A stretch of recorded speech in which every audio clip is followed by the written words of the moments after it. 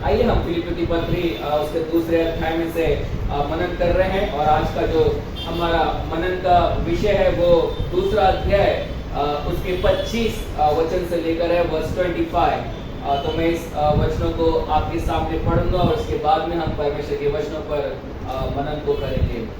Philippians chapter 2 verse 25, फिलिप्पियों की पत्री उसका दूसरा अध्याय उसके 25 से लेकर 30 वचन तक मैं पढ़ूंगा। पर मैंने इपफ्रुदीतुस को, जो मेरा भाई और सहकर्मी और संगी योद्धा और तुम्हारा दूत और आवश्यक बातों में मेरी सेवा टहल करने वाला है, तुम्हारे पास भेजना आवश्यक समझा, क्योंकि उसका मन तुम सब में लगा हुआ था। इस कारण वो व्याकुल रहता था क्योंकि तुमने उसकी बीमारी का हाल सुना था। निश्चय ही वो बीमार तो हो गया था, यहाँ तक कि मरने पर था, परंतु परमेश्वर ने उस पर दया की और केवल उसी पर नहीं पर मुझ पर भी, कि मुझे शोक पर शोक ना हो। इसलिए मैंने उसे भेजने का और भी यत्न किया कि तुम उससे फिर भेंट करके आनंदित हो जाओ और मेरा भी शोक घट जाए। इसलिए तुम प्रभु में उससे बहुत आनंद के साथ भेंट करना और ऐसों का आदर किया करना, क्योंकि वो मसीह के काम के लिए अपने प्राणों पर जोखिम उठाकर मृत्यु के निकट आ गया था, ताकि जो घटी तुम्हारी ओर से मेरी सेवा में हुई उसे पूरा करें। परमेश्वर अपने वचन पर अपनी आशीष, अपने अनुग्रह को दे। हम फिलिपियों का दूसरा अध्याय में से अध्ययन कर रहे हैं और जब हम दूसरा अध्याय में से अध्ययन कर रहे हैं, मैंने आपको बताया पौलुस दूसरे अध्याय के अंदर वो हमें एक मसीह एकता के बारे में सिखाता है कि किस प्रकार से एक मसीह व्यक्ति को एकता के अंदर रहना चाहिए, यूनिटी के अंदर रहना चाहिए, एक मन से रहना चाहिए, एक प्रेम, एक चित, एक मनसा उसे अपने जीवन में रखनी चाहिए। और पौलुस बोलता है इस यूनिटी को प्राप्त करने के लिए हमें क्या चाहिए?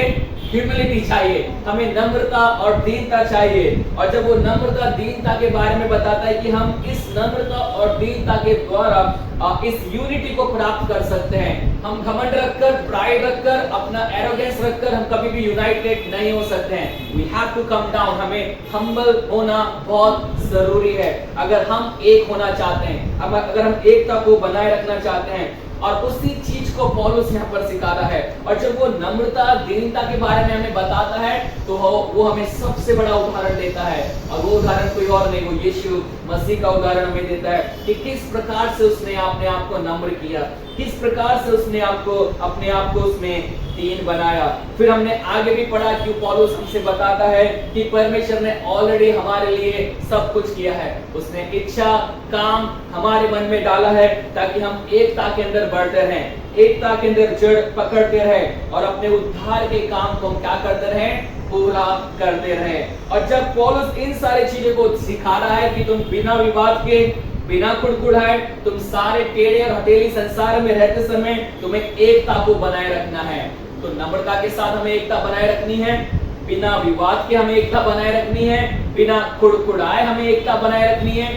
पौलुस एक छोटे छोटे मुद्दों की बात कर रहा है, लेकिन ये छोटे छोटे मुद्दे बहुत सीरियस मुद्दे हैं, सीरियस इशू है, जिसके वजह से एक व्यक्ति कभी भी एक नहीं रह सकता है, जिसके वजह से कलीसिया कभी एक नहीं हो सकती है। अगर हमारे बीच में आपस में वाद विवाद है, हम एक नहीं हो सकते। अगर हम एक दूसरे के प्रति कुड़कुड़ा रहे हैं, मरमरिंग कर रहे हैं, बड़बड़ा रहे हैं, हम एक नहीं हो सकते। अगर हम अपने घमंड में चल रहे हैं, प्राइड में चल रहे हैं, नम्रता दीनता को अपने जीवन में लेकर नहीं आ रहे हैं, हम एक नहीं हो सकते हैं। तो पौलुस इन छोटी छोटी चीजों को हमें बता रहा है कि इन सारी चीजों को दूर करके हमें कहां पर बढ़ना है? एकता में बढ़ना है। और उसके लिए ऑलरेडी मसीह ने हमें उसके अंदर एक किया है। अब हमारा काम ही हम एक दूसरे के साथ में एकता को बनाए रखें। और जब वो इन सारे सिद्धांतों को सिखा रहा है, जब वो इन सारे प्रिंसिपल्स को सिखा रहा है, वो हमें पैटर्न भी देता है, वो हमें एक नमूना भी देता है कि किस प्रकार से एक उदाहरण हमें देता है कि किस प्रकार से हमें इन सारी चीजों को अपने जीवन में लाना है।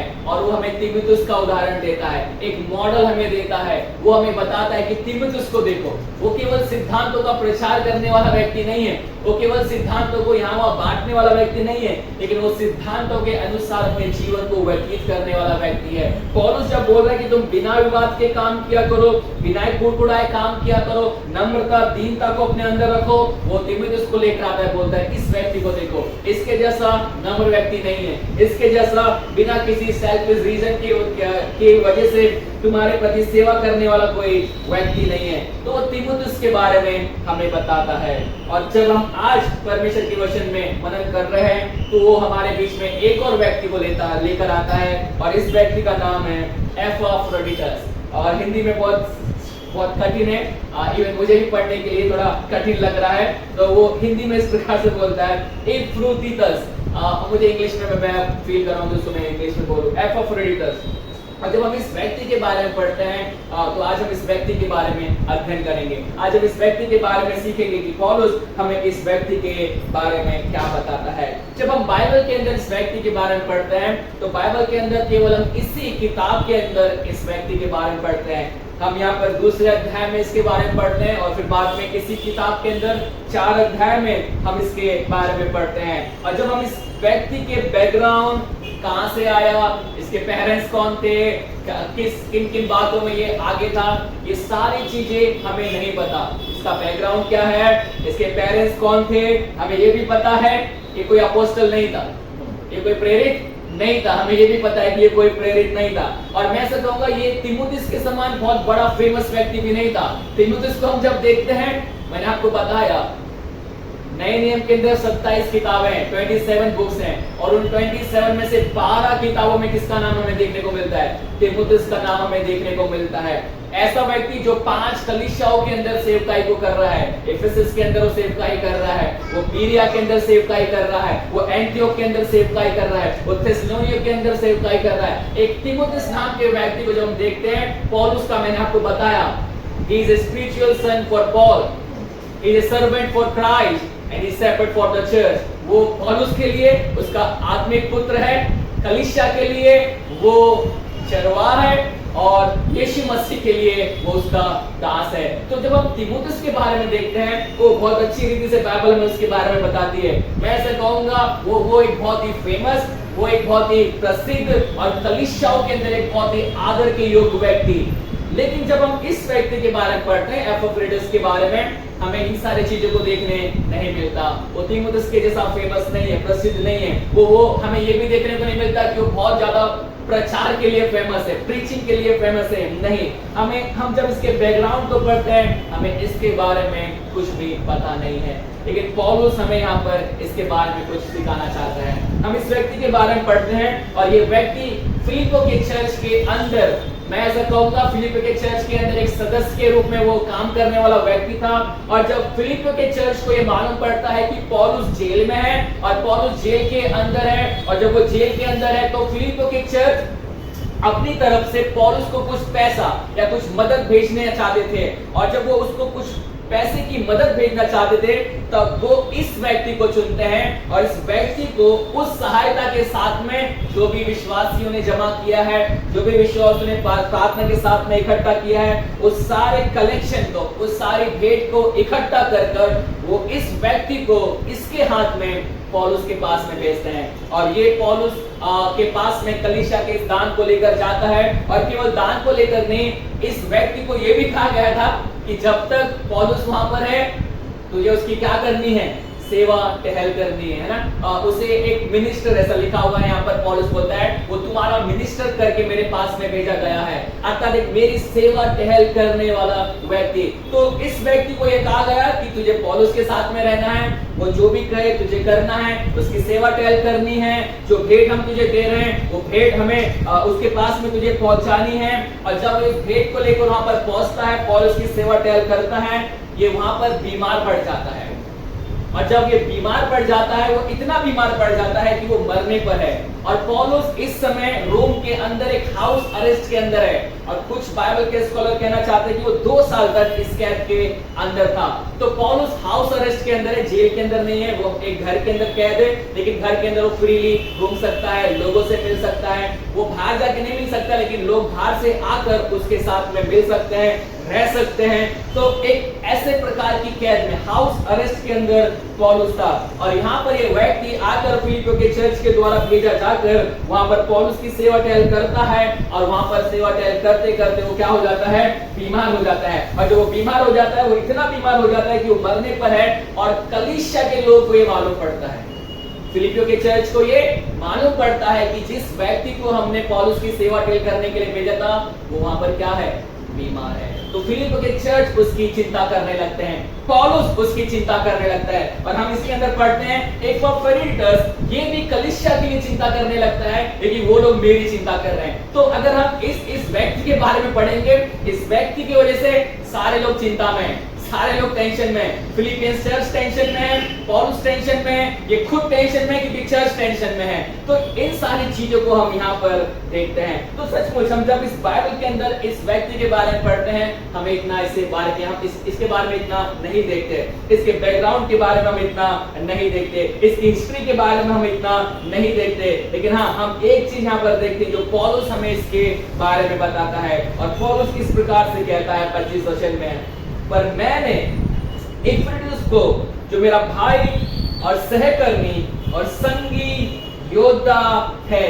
अब पौलुस यहाँ पर 3 टाइटल उसके लिए यूज कर रहा है, 3 नाम उसके लिए यूज कर रहा है। वो सबसे बोलता है कि ये पहले मेरा कौन है, भाई है, इज माय ब्रदर। और फिर वो बोलता है कि ये मेरा सहकर्मी है, माय फेलो वर्कर। और फिर तीसरी बात वो बोलता है कि ये मेरा संगी योद्धा है, फेलो सोल्जर। अब वो 3 टाइटल को इस व्यक्ति के बारे में यूज करता है। और जब हम इस 3 टाइटल को बाइबल के अंदर देखते हैं, हम सब, या फिर जब मैं पौलुस के बारे में कहूंगा, पतरस के बारे में कहूंगा, हम सब आपस में कौन है, भाई है। हम सब आपस में कौन है, भाई और बहन है। हम बायोलॉजिकली सिस्टर एंड ब्रदर नहीं है, लेकिन हम यीशु मसीह के कारण आपस में एक दूसरे को क्या कहते हैं, भाई बहन कहते हैं। और पौलुस उस नजरिए से इस व्यक्ति को देखता है, जैसे एपफ्रोडिटस का उद्धार हुआ है वैसे मेरा उद्धार हुआ है। जैसे एपफ्रोडिटस के ऊपर परमेश्वर का अनुग्रह हुआ है, यीशु मसीह की दया हुई है,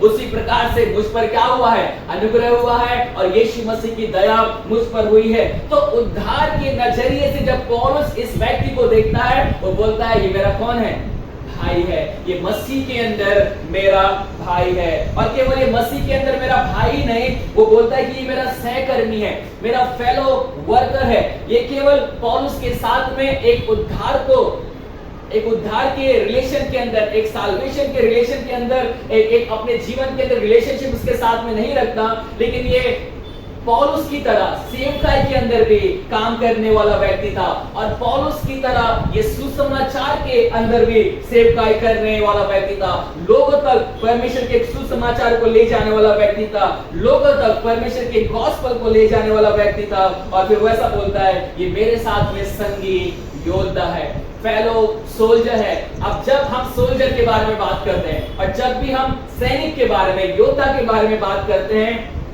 सैनिक को क्यों अपॉइंट किया जाता है, योद्धा को क्यों अपॉइंट किया जाता है, एक ही पर्पस होता है, फाइट, राइट, फाइट, लड़ने के लिए। और पौलुस इस बात को समझ रहा है, जबकि हम सब मिनिस्ट्री के अंदर हैं, जबकि हम सब सेवकाई के अंदर हैं, जैसे पौलुस सेवकाई के अंदर है, ये व्यक्ति सेवकाई के अंदर है, हम सब लड़ रहे हैं, हम सब एक युद्ध के अंदर हैं, हम सब एक बैटलफील्ड के अंदर हैं। बहुत बार हमारे पर्सनल बातों से हमें लड़ना पड़ता है, बहुत बार हमारे शत्रुओं से हमें लड़ना पड़ता है। और उस समय में सुसमाचार के बहुत सारे शत्रु थे, गॉस्पेल के बहुत सारे एनिमीज थे, और उन सब से लड़ने के लिए व्यक्ति तैयार है। और पौलुस बोलता है ये मेरा भाई है उद्धार के मामले में, ये मेरा सहकर्मी है सुसमाचार सुनाने के मामले में, और विरोधियों का सामना करने में, विरोधियों से लड़ने के लिए ये मेरा संगी योद्धा है। तो पौलुस इस व्यक्ति के बारे में बहुत अच्छी बातें हमें यहाँ पर बताता है कि ये व्यक्ति उद्धार के मामले में, या ये मेरे जैसा उद्धार पाने वाला व्यक्ति है, मेरे जैसा सेवकाई करने वाला व्यक्ति है, सुसमाचार सुनाने वाला व्यक्ति है, मेरे जैसा ही वो सुसमाचार के लिए जितनी भी तकलीफें आती हैं, समस्याएं आती है, अपोजिशन आता है, लड़ाई फाइट, जो भी समस्याओं का सामना करना पड़ता है, उन सारी समस्याओं से लड़ने के लिए हमेशा मेरे साथ में क्या है, ये तैयार रहने वाला व्यक्ति है। तो जब हम इस व्यक्ति के बारे में पढ़ते हैं, बाइबल हमें इस बारे में कहती है। और पौलुस ऐसा भी कहता है इसके बारे में, मेरे लिए कौन है, मेरा भाई है, मेरे लिए कौन है, मेरा सहकर्मी है, मेरे लिए ये मेरा संगी योद्धा है। और वैसा कहता है तुम्हारे लिए ये तुम्हारा कौन है? दूत है। तुमने इसे मेरे पास में क्या किया है? भेजा है। वो मैसेंजर करके यहाँ पर आता है, मैसेंजर करके वो पौलुस के पास में भेजा जाता है। फिलिप्पी का चर्च इस व्यक्ति को पौलुस के पास में भेजता है और वैसा बोलता है, मेरी आवश्यक बातों में मेरी सेवा टहल वो करने वाला व्यक्ति है। अर्थात वो मैसेंजर है और फिर वो आगे बोलता है वो मिनिस्टर है, मतलब वो मेरी सेवकाई करने वाला व्यक्ति है, मेरी सेवा टहल करने वाला व्यक्ति है। और ये सेवा टहल करने के लिए किसने तुम्हें भेजा है? उसको भेजा है, फिलिप्पी के एक चर्च ने उसे भेजा है। तो जब हम इस व्यक्ति के बारे में इन सारी चीजों को देखते हैं, बाइबल हमें ये बात को बताती है। और पहली चीज जो मैं आपको कहना चाहता हूँ इस व्यक्ति के बारे में वो ये है, he was the man who was committed to the cause of Christ। वो एक ऐसा व्यक्ति था जो मसीह के लिए कुछ भी करने के लिए तैयार था। वो मसीह के लिए कुछ भी समर्पण करने के लिए तैयार था। वो मसीह के लिए कुछ भी समर्पित करने के लिए तैयार था। मसीह के लिए भले उसे कुछ भी क्यों ना करना पड़े, वो मसीह के लिए हमेशा एक तैयार व्यक्ति था। मैं ऐसा समझता हूँ उस कलीसिया में बहुत सारे लोग रहेंगे, उस कलीसिया में अच्छे अच्छे प्रचारक भी होंगे, उस कलीसिया में अच्छे अच्छे एल्डर्स भी होंगे, क्योंकि हम जानते हैं पौलुस ने जब जब कलीसियाओं की स्थापना की, किसी एक एल्डर को उसने अपॉइंट नहीं किया, उसने एल्डर्स को अपॉइंट किया, मोर देन वन पीपल। तो हम देखते हैं कि कलीसिया के अंदर मैं समझता हूँ बहुत सारे अच्छे अच्छे प्रचारक होंगे, बहुत सारे अच्छे अच्छे प्रसिद्ध फेमस लोग होंगे, बहुत सारे अच्छे अच्छे गोसु समाचार सुनाने वाले लोग होंगे, बहुत सारे लोग अच्छी लीडरशिप के अंदर होंगे। लेकिन इस व्यक्ति को चुना जाता है किसके पास भेजने के लिए? पौलुस के पास में भेजने के लिए, पौलुस के पास में उसकी सेवा टहल करने के लिए। और बाइबल ये बताती है जब इस व्यक्ति को बोला जाता होगा कि तुझे पौलुस के पास में जाना है, इस ऑफरिंग को जो हमने कलेक्ट किया है उसे ले जाकर तुझे पौलुस को देना है। और केवल देना ही नहीं है, जब तक पौलुस है तब तक तुझे उसकी वहां पर क्या करनी है? सेवा टहल करनी है। तो जब हम इन बातों को देखते हैं तो हम एक चीज को समझते हैं, वो व्यक्ति मसीह के लिए कुछ भी करने के लिए तैयार था। चर्च ने बोला ऑफरिंग को लेकर जाना है, वो व्यक्ति रेडी हो गया, यस आई विल गो। उस चर्च ने कहा कि पौलुस की तुझे सेवा टहल वहां पर करनी है, और वो बोलता है यस आई विल डू, मैं उसकी सेवा टहल करूंगा।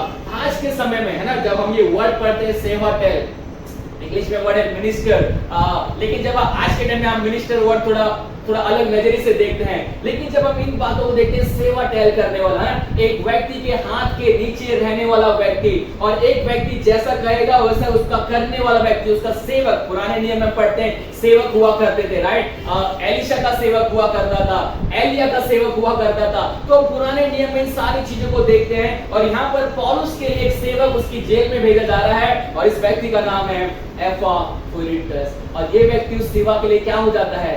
तैयार हो जाता है। हाँ, मैं ऐसा समझता हूँ जब हम नम्रता के बारे में बात करते हैं, जब हम दीनता के बारे में बात करते हैं, आज के टाइम पर हम ऐसे समय में रह रहे हैं कि अगर मुझे बोला जाए कि तुझे किसी की सेवा टहल करनी है, राइट? और सेवा टहल करना मतलब हमारे माइंड में कौन सी चीजें आ सकती है जब हम सेवा टहल की बातें करते हैं?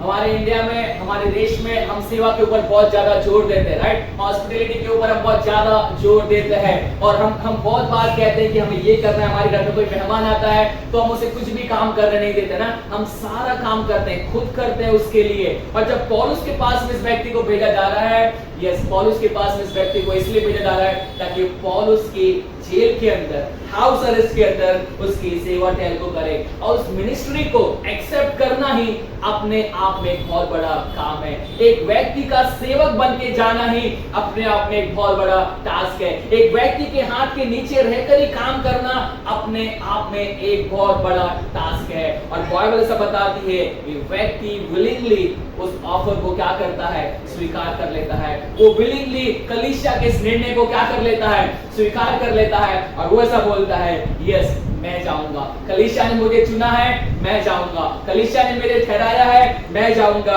मुझे फर्क नहीं पड़ता कि मुझे किस प्रकार की सेवा पौलुस के लिए करनी है। इससे फर्क नहीं पड़ता कि शायद मुझे उसकी प्लेट भी धोनी पड़े, शायद मुझे उसके पैर भी धोने पड़े, शायद मुझे कभी कभी वो तकलीफ में होगा, दर्द में होगा, शायद मुझे उसकी बॉडी मसाज भी करना पड़े। ये फर्क नहीं पड़ता कि किन किन बातों की सेवा उसे करनी है। लेकिन पौलुस, बाइबल ये बताती है, वो हर एक प्रकार की सेवा टहल करने के लिए क्या हो जाता है?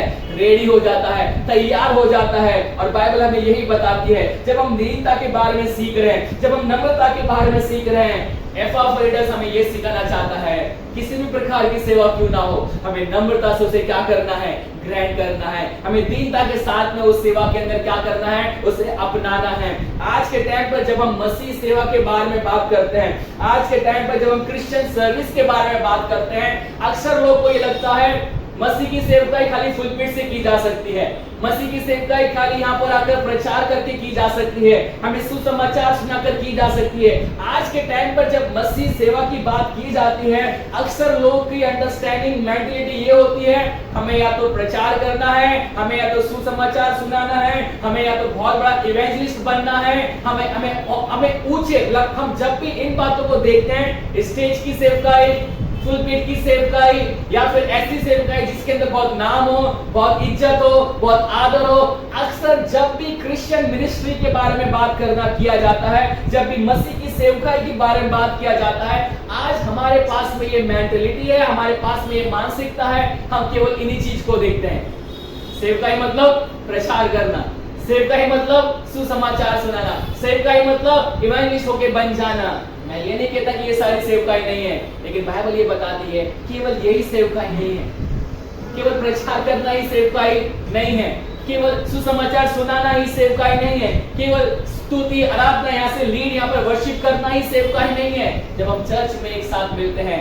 जब हम चर्च में एक दूसरे के साथ में फेलोशिप संगति करते हैं, जब हम चर्च में एक साथ एक दूसरे के साथ में एक परमेश्वर को प्रेम को दिखाते हैं, बाइबल ये बताती है हमें एक दूसरे की सेवा के अंदर भी क्या करना है, मसीह को ऊंचा उठाना है, हमें एक दूसरे की सेवा के अंदर भी मसीह के नाम को महिमा देनी है। बाइबल ये बताती है जो व्यक्ति सच में मसीह की सेवा करता है, वो हमेशा मसीह को ऊंचा रखना चाहता है, वो कभी अपने आप को ऊंचा नहीं करेगा, वो कभी अपने आप को प्लेटफॉर्म पर खड़ा नहीं करेगा, वो हमेशा ये चीज को देखेगा कि मेरा मसीह हमेशा ऊंचा रहना चाहिए। मैं किस प्रकार की सेवा कर रहा हूं, मैं भले सुसमाचार सुना रहा हूं, भले मैं प्रचार कर रहा हूं, भले मैं लोगों को यीशु मसीह के बारे में बता रहा हूं, मैं अलग अलग प्रकार की फेमस सेवकाई के बारे में बात कर रहा हूं ना, चर्च के अंदर जो लोग करना चाहते हैं, बनना चाहते हैं, अक्सर ये होता है कोई पुलपिट से प्रचार कर रहा है और जब चर्च के लोग आते हैं या फिर जो लोग नए नए लड़के लोग चर्च के अंदर होते हैं, वो क्या बोलते हैं, अरे मुझे इनके जैसा बनना है, पास्टर बहुत अच्छा प्रीच करता है, मुझे इनके जैसा बनना है, ये प्रचारक बहुत अच्छा प्रीच करता है, मुझे इसके जैसा बनना है, अरे ये इवेंजलिस्ट बहुत फेमस है, इसकी मीटिंग में हजारों लोग आते हैं, मुझे इसके जैसा बनना है। अक्सर हम जब कलीसिया में आते हैं, लोग अपने आप के अंदर, कलीसिया के अंदर लोग अपना रोल मॉडल ढूंढ लेते हैं कि मुझे इसके जैसा बनना है, मुझे उसके जैसा बनना है, मुझे इसके जैसा काम करना है, इसके प्रचार में इतने लोग सुनते हैं, इतनी भीड़ इसके प्रचार में आती है। अक्सर हमारी मेंटालिटी यही होती है कि हम वैसा बनना तो चाहते हैं और इसके अंदर कुछ बुराई नहीं है कि आप वैसा बनने की इच्छा रखते हो, लेकिन आप किस इंटेंशन से वो इच्छा रखते हो ये मायने रखता है। क्या हमें भी वैसी भीड़ के बारे में देखना है, क्या हम भी उसी भीड़ को देख रहे हैं कि जब हम प्रचार करेंगे, क्या हम भी उसी नाम को देख रहे हैं जिस प्रकार से दूसरों का नाम है, क्या हम भी उसी आदर को देख रहे हैं जो दूसरे आदर पाते हैं? अगर ये इंटेंशन हमारी है, we are not exalting Christ, हम मसीह को नहीं ऊंचा उठा रहे हैं, हम मसीह को ऊपर नहीं रख रहे हैं। और यहाँ पर एपाफ्रोडिटस है, उसे पौलुस की सेवा टहल करने के लिए भेजा जाता है, और जब उसे पौलुस की सेवा टहल करने के लिए भेजा जाता है, वो विलिंगली रेडी हो जाता है। उसे मालूम है मैं मसीह की सेवा के लिए जा रहा हूँ, मैं पौलुस की सेवा के लिए नहीं जा रहा हूँ। हाँ, मैं पौलुस की सेवा टहल वहां पर करूंगा, लेकिन मैं मसीह के लिए वहां पर जा रहा हूँ। और बाइबल ये बताती है ये व्यक्ति एक ऐसा व्यक्ति था जो मसीह के लिए कुछ भी करने के लिए तैयार था। और यहाँ पर हमने पढ़ा ऑलरेडी,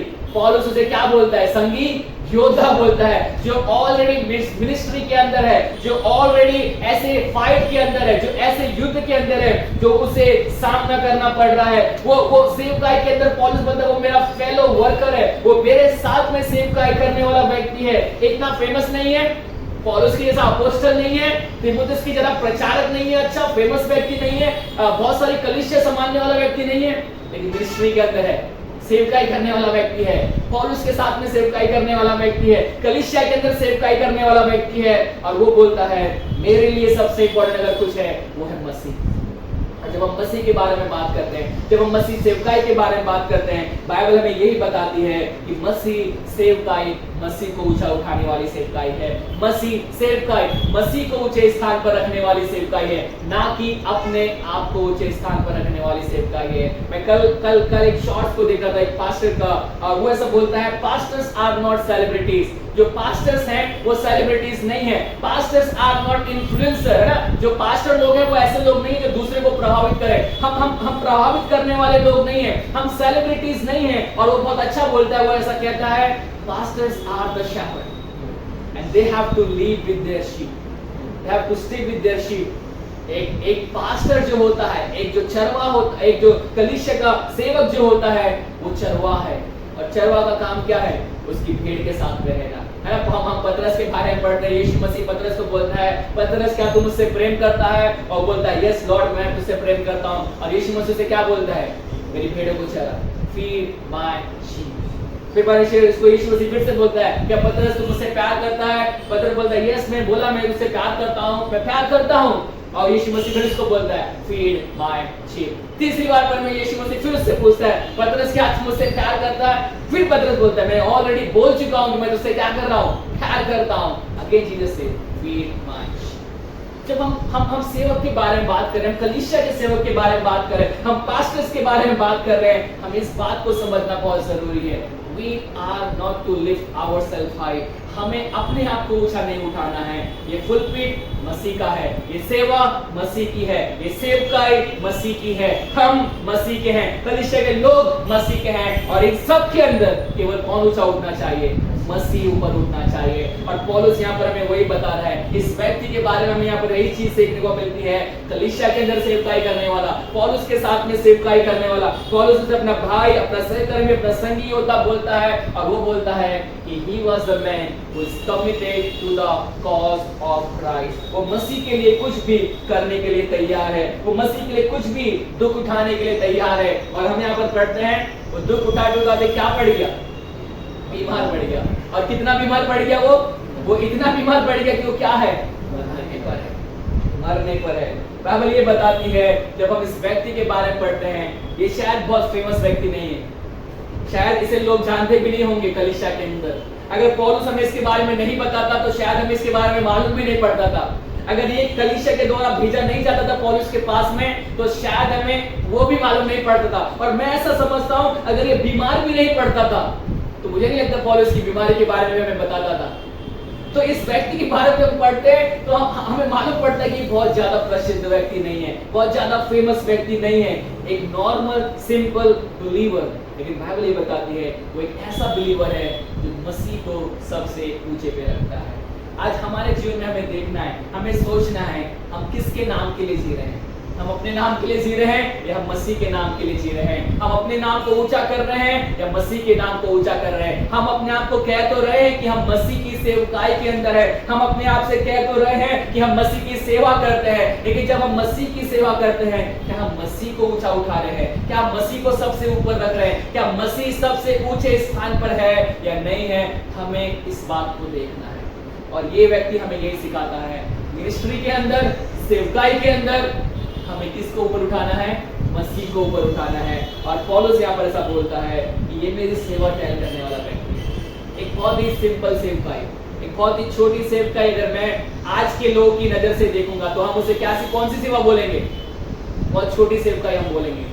ठीक है, हमने डिवाइड कर रखा है, हमने कैटेगराइज करके रखा है, ये छोटी सेवकाई, ये बड़ी सेवकाई, ये बहुत बड़ी सेवकाई, ये बहुत ऊंची सेवकाई, राइट? अगर हम प्रचार कर रहे हैं, बहुत बड़ी सेवकाई, सुसमाचार सुना रहे हैं, अच्छी सेवकाई। और कलीसिया के अंदर झाड़ू चिंती पोछा मार रहे हैं, ठीक है, कर रहे, अच्छा कर रहे, सेवकाई, हाँ ठीक है सेवकाई। कोई लोग उसे सेवकाई भी नहीं मानते, लेकिन पौलुस बोलता है यहाँ पर सेवकाई छोटी बड़ी नहीं होती, सेवकाई छोटी बड़ी नहीं होती, सेवकाई होती है कि हम उस सेवा को किसके लिए कर रहे हैं?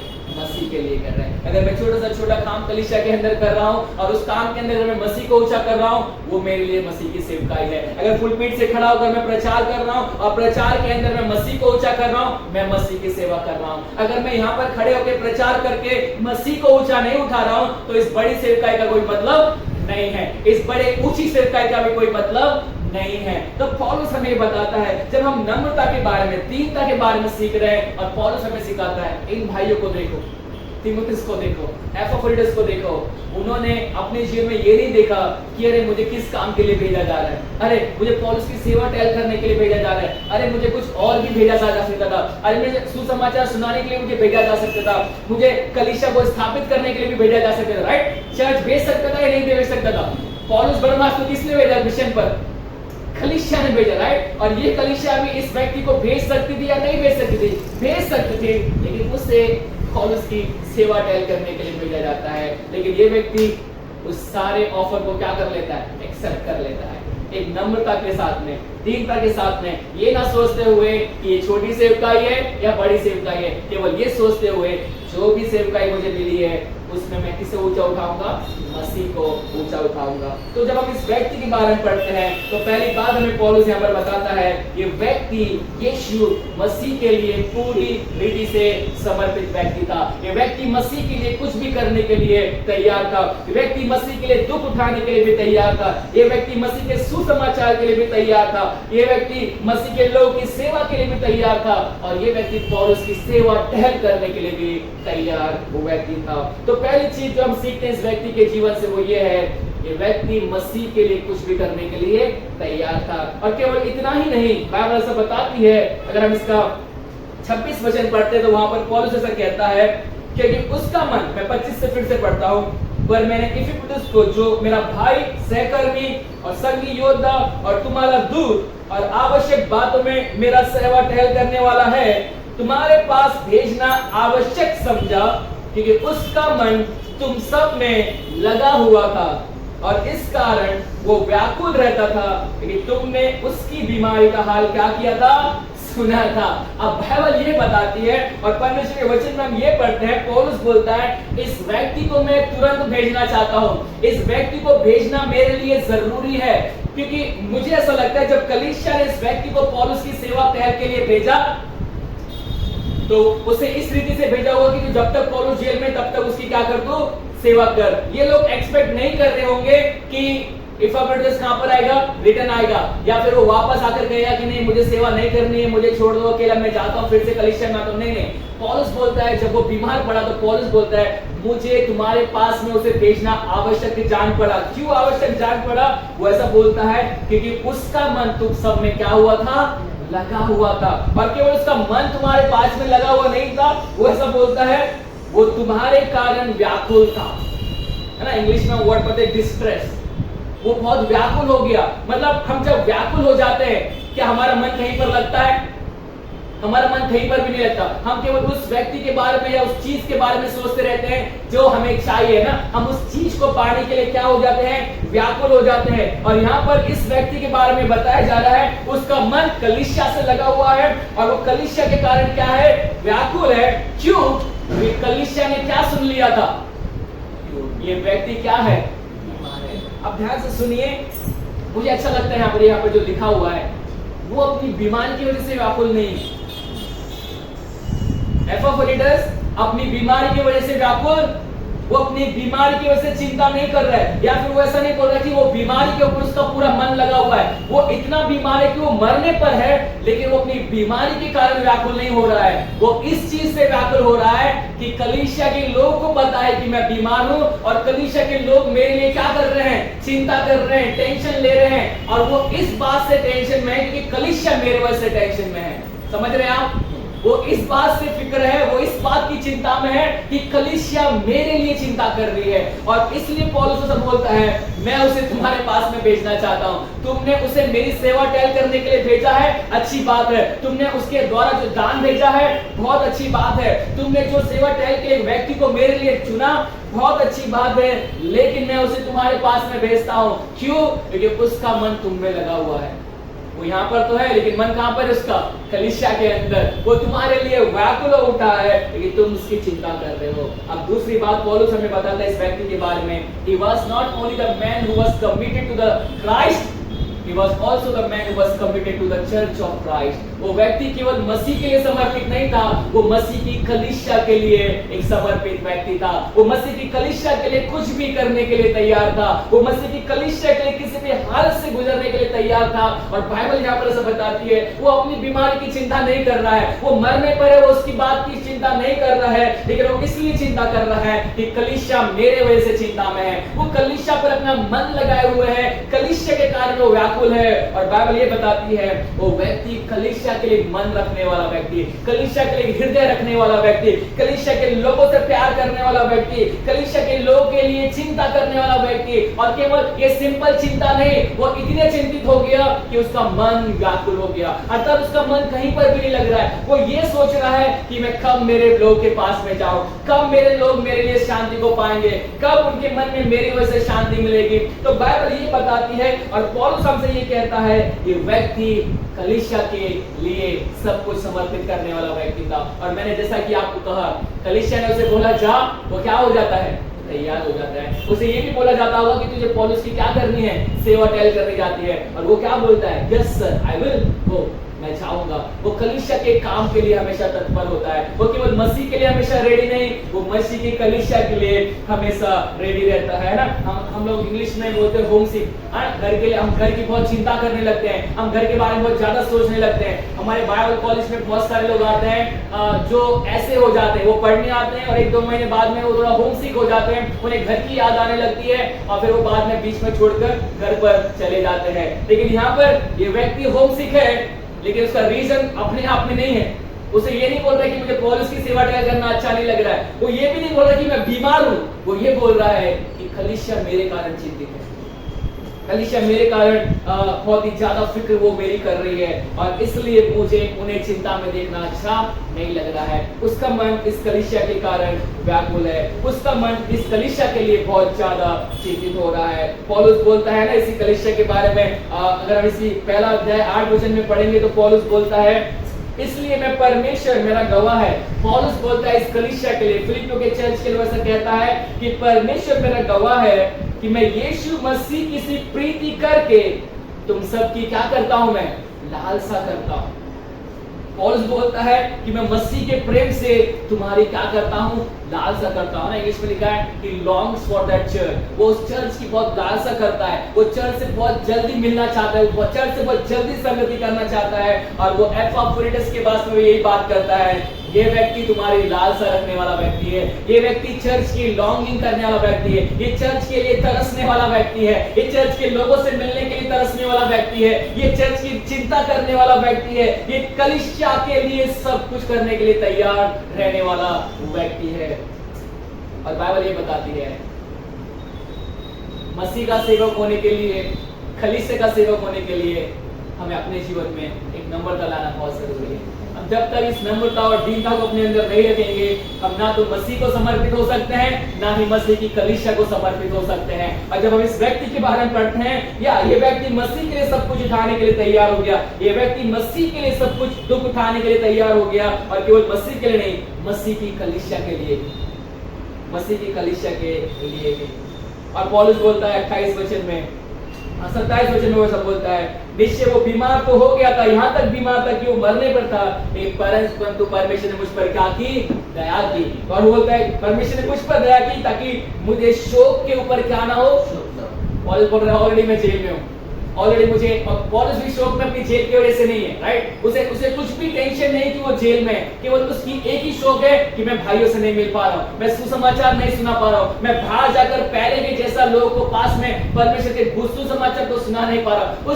उसका शोक यही है, बस और कुछ नहीं है। उसके जेल की सफरिंग उसका शोक नहीं है, जेल की तकलीफें उसका शोक नहीं है, केवल उसका शोक यही है, मैं मेरे भाइयों से मिल नहीं पा रहा, मैं मेरे लोगों के साथ में संगति नहीं कर पा रहा हूँ, मैं एक दूसरे को उत्साहित नहीं कर पा रहा हूँ। और पौलुस बोलता है मुझे अच्छा है वो ठीक हो गया, अच्छा है वो बीमार था, मरने पर था, लेकिन अच्छा वो परमेश्वर उस पर दया की, लेकिन अगर वो मर जाता तो मुझे और भी क्या होता था, शोक होता था। और मुझे ही नहीं, केवल किसको भी शोक होता था, कलीसिया को शोक होता था। और जब कलीसिया को शोक हो रहा है तो किसको शोक हो रहा है, तो सब कुछ कैसा है, अगर एफएमएस को कुछ होता है, कलीसिया को दुख होता है, कलीसिया को दुख होता है, पौलुस को दुख होता है, पौलुस को दुख होता है, कलीसिया को दुख होता है। क्यों? वी आर द फैमिली, कलीसिया केवल एक ऑर्गेनाइजेशन नहीं है, कलीसिया एक फैमिली है, कलीसिया एक परिवार है और हम उस परिवार में एक दूसरे का अंग है। और उसी अंग के जैसा एपाफ्रोडिटस इस कलीसिया के बारे में क्या कर रहा है? चिंता कर रहा है, सोच रहा है। और पौलुस बोलता है ऐसों को तुम आनंद के साथ में क्या करो? रिसीव करो, अपनाओ, आदर के साथ में इन लोगों को अपनाओ। क्यों इन लोगों को अपनाओ? क्योंकि वो ऐसा कहता है ये मसीह के काम के लिए। किसके काम के लिए? मसीह के काम के लिए। वो प्राणों को जोखिम उठाकर मृत्यु के निकट तक आ गया था, अर्थात वो मसीह के कारण इतना दुख उठाया उसने कि वो मरने पर था। और पौलुस बोलता है ऐसे लोगों को हमें क्या करना चाहिए? आदर करना चाहिए। ऐसे लोगों को हमें आनंद के साथ में क्या करना चाहिए? ग्रहण करना चाहिए। मुझे लगता है अभी तक शायद ये कलीसिया इतना आदर उसका नहीं करती होगी, अभी तक मेरे शायद इस कलीसिया उसको इतना ऊंचा दर्जा नहीं देती होगी, लेकिन पौलुस बोल रहा है नहीं नहीं, तुम्हें इसे ऊंचा दर्जा देना है, तुम्हें इसे हाईली रिस्पेक्ट करना है। क्यों? क्योंकि ये व्यक्ति मसीह के कारण अपनी मृत्यु को निकट आ गया था, इतना उसने अपने आप को जोखिम में डाल दिया था। और वो ऐसा कहता है दूसरी बात, केवल मसीह के लिए नहीं, उसने जो घटी तुम्हारे और से मेरे लिए थी, उस घटी को पूरा करने के लिए उसने अपने प्राण को क्या कर दिया? जोखिम में डाल दिया। तो केवल वो मसीह के लिए अपने प्राण को जोखिम में नहीं डाल रहा, वो मसीह की कलीसिया के लिए भी अपने प्राण को क्या कर रहा है? जोखिम में डाल रहा है। वो केवल पौलुस के लिए, मसीह के लिए दुख नहीं उठा रहा है, वो पौलुस की जो घटी कमी है जेल के अंदर, उसे पूरा करने के लिए, उस दान को पहुंचाने के लिए वो अपने जीवन को क्या कर रहा है? जोखिम में पहुंचा रहा है ना। उस टाइम में ट्रैवलिंग करना इतना सेफ नहीं था। हम जब भी पुराने समय में ट्रैवलिंग की बात कर रहे हैं, यात्रा की बात करते हैं, यात्रा करना इतना आसान नहीं था। यात्रा में बहुत सारी डिफिकल्टीज हुआ करते थे, यात्रा में बहुत सारे शत्रु हुआ करते थे, यात्रा में बहुत सारे चोर हुआ करते थे, जिसे चोरी का डर हुआ करता था, हमले का डर हुआ करता था, रात में बहुत सारी ऐसी अलग चीजों का डर हुआ करता था। उस समय में यात्रा करना इतना आसान नहीं था, लेकिन फिर भी ये व्यक्ति यात्रा करके कहां पर पहुंच गया? और उसके पास में पहुंच गया। और बाइबल ये बताती है ये व्यक्ति मसीह के लिए सब कुछ करने के लिए तैयार था, ये व्यक्ति मसीह की कलीसिया के लिए सब कुछ तैयार करने के लिए तैयार था। पौलुस हमें इस व्यक्ति के बारे में कुछ बातों को सिखाता है, वो ये है। और जब हम इस व्यक्ति के बारे में पढ़ते हैं, हम इस व्यक्ति के बारे में एक चीज देख सकते हैं, वो ये है, ये व्यक्ति एक नम्र व्यक्ति था। ये व्यक्ति हर एक सेवकाई को एक्सेप्ट करने वाला व्यक्ति था। ये व्यक्ति ऐसा नहीं था नहीं ये सेवकाई मैं नहीं करूंगा, ये मेरा काम नहीं, दूसरे को दो, ये सेवकाई मेरे लिए नहीं रखिए, ये सेवकाई किसी और के लिए रखिए, नहीं ये छोटा काम है मैं नहीं करूंगा, कोई किसी और को दो, जो नया बिलीवर होगा ना उसे दो, जो अभी 2-4 महीने पहले विश्वास में है उसे ये काम दो। नहीं उसने ऐसा नहीं कहा। उसने बोला जो भी सेवकाई मुझे मिलेगी I will humbly accept it, मैं उसे नम्रता के साथ में, दीनता के साथ में स्वीकार करूंगा। ये व्यक्ति हमें ये सिखाता है कि किस प्रकार से नम्र होना जरूरी है, सेवकाई के अंदर किस प्रकार से नम्र होना जरूरी है। ये व्यक्ति हमें ये भी सिखाता है सेवकाई के अंदर सबसे पहला स्थान अगर किसी को मिलना चाहिए वो केवल मसीह को मिलना चाहिए और कोई नहीं होना चाहिए, केवल मसीह और मसीह। सेवकाई मसीह की है, हम मसीह के हैं, हम सब मसीह की कलीसिया हैं और उसी कलीसिया के अंदर केवल कौन सा होना चाहिए? केवल मसीह सर होना चाहिए। बाकी सब क्या होने चाहिए? अंग होने चाहिए। हम कभी भी अपने आप को सर ना बनाएं। हम कलीसिया के सर ना तो कभी थे, ना कभी होंगे और ना कभी हो सकते हैं। कलीसिया का सिर केवल एक है और वो है मसीह। और इस बात को ये व्यक्ति समझ जाता है और इसका जीवन का उद्देश्य, इसकी सेवकाई का उद्देश्य केवल ये था, मसीह मेरे जीवन में ऊंचा उठना चाहिए, मसीह की सेवा के अंदर मसीह का नाम सबसे ऊंचा होना चाहिए। बाइबल ये भी बताती है सेवकाई के अंदर हमें दुख तकलीफें आएंगी, सेवकाई के अंदर हमें समस्याएं आएंगी। बाइबल ये भी बताती है कि ये व्यक्ति हमें ये भी सिखाता है, जब हम मसीह की सेवकाई के बारे में बात कर रहे हैं, मैं ऐसा कहता हूं, मैं अक्सर ये गीत को गाता हूं, अक्सर ये कहते हैं मसीह की जिंदगी आनंद की है ना, ये गीत हम सब गाते हैं। यस, मसीह के अंदर आनंद है, लेकिन मसीह के सेवकाई के अंदर जो आनंद है उस आनंद में दुख भी है, उस आनंद में तकलीफ भी है, उस आनंद में सफरिंग भी है। इतनी सफरिंग है कि हो सकता है कि अपनी मृत्यु तक आ जाएं, और केवल मृत्यु तक ना आ जाए, इवन हम मर भी जाएं, ऐसी भी सफरिंग है। और हम पूरा हम हिस्ट्री के अंदर देख सकते हैं कितने लोगों ने अपनी जान यीशु मसीह के लिए दी है। हम अपोस्टल्स के बारे में देख सकते हैं, प्रेरितों के बारे में देख सकते हैं, उन्होंने यीशु मसीह के लिए अपनी जानें दे दी।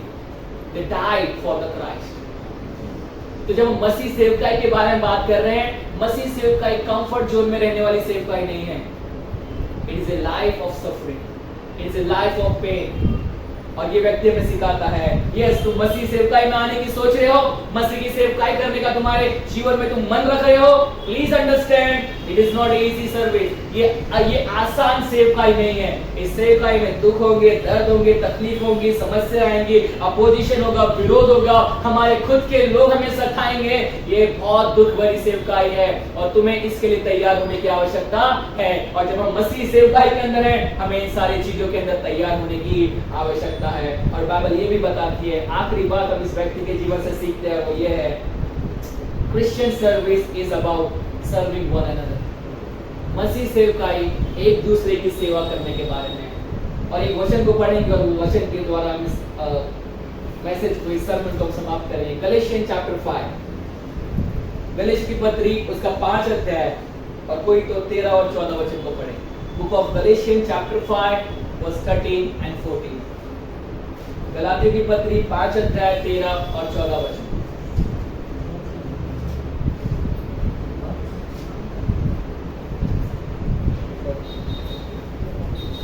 हे भाइयों, तुम स्वतंत्र होने के लिए बुलाए गए हो, परंतु ऐसा न हो कि यह स्वतंत्रता शारीरिक कामों के लिए अवसर बने, वरन प्रेम से एक दूसरे के दास बनो। बाइबल ऐसा बताती है, हिंदी में ऐसा लिखा हुआ है कि प्रेम से एक दूसरे के क्या बनो? दास बनो। अगर हम इंग्लिश में पढ़ेंगे या बेटर ट्रांसलेशन में पढ़ेंगे, वहां पर लिखा हुआ है सर्व वन अनदर इन लव। प्रेम से एक दूसरे की क्या करो? सेवा करो। है ना, हम इसे नहीं समझते। एक दूसरे के बारे में सोचना, एक दूसरे के बारे में चिंता करना, एक दूसरे को उत्साहित करना, एक दूसरे को मसीह में उठाना, एक दूसरे को वचन के द्वारा उठाना, एक दूसरे को प्रार्थना के द्वारा उठाना, दिस इज आवर मिनिस्ट्री। ये हमारी सेवकाई है। और पौलुस यहाँ पर हमें बताता है गलातियों के अंदर कि हमें फ्रीडम मिली है मसीह के अंदर। हमें मसीह ने हमारे पापों से आजाद किया है। अब हम पाप के बंधन के अंदर नहीं है, लेकिन हम मसीह की आजादी के अंदर है, स्वतंत्रता के अंदर है। और उसने हमें इसलिए स्वतंत्र किया है ताकि हम एक दूसरे की सेवकाई में बढ़े, हम एक दूसरे की सेवकाई के लिए काम करें। और वो सेवकाई कैसी होनी चाहिए? इन लव, प्रेम के अंदर। तो जब हम इस व्यक्ति के बारे में सीखते हैं तो बाइबल ये बताती है कि व्यक्ति एक ऐसा व्यक्ति जो नम्र व्यक्ति था, 3 व्यक्ति था, किसी भी प्रकार की सेवा के लिए ना बोलने वाला नहीं, हाँ बोलने वाला व्यक्ति था। ये व्यक्ति हमें ये बताता है कि मसीह की सेवकाई में मसीह को सबसे ऊंचे स्थान पर रखना चाहिए। ये व्यक्ति हमें ये बताता है मसीह सेवकाई में दुख तकलीफें आएगी, लेकिन हमें उन्हें दुख तकलीफ के अंदर सहन करते हुए हमें मसीह सेवकाई करनी है। ये व्यक्ति हमें ये बताता है मसीह की सेवकाई मसीह के लोगों को सेवकाई करने के बराबर है ना। How do we serve God? We serve God by serving one another. हम परमेश्वर की सेवकाई कैसे करते हैं? जब हम एक दूसरे की सेवा करते हैं। कैसे करते हैं? प्रेम से करते हैं। तो परमेश्वर हम पर अनुग्रह करे, दया करे, ताकि हम प्रेम से परमेश्वर की सेवा करते रहें, प्रेम से एक दूसरे की सेवा करते रहें।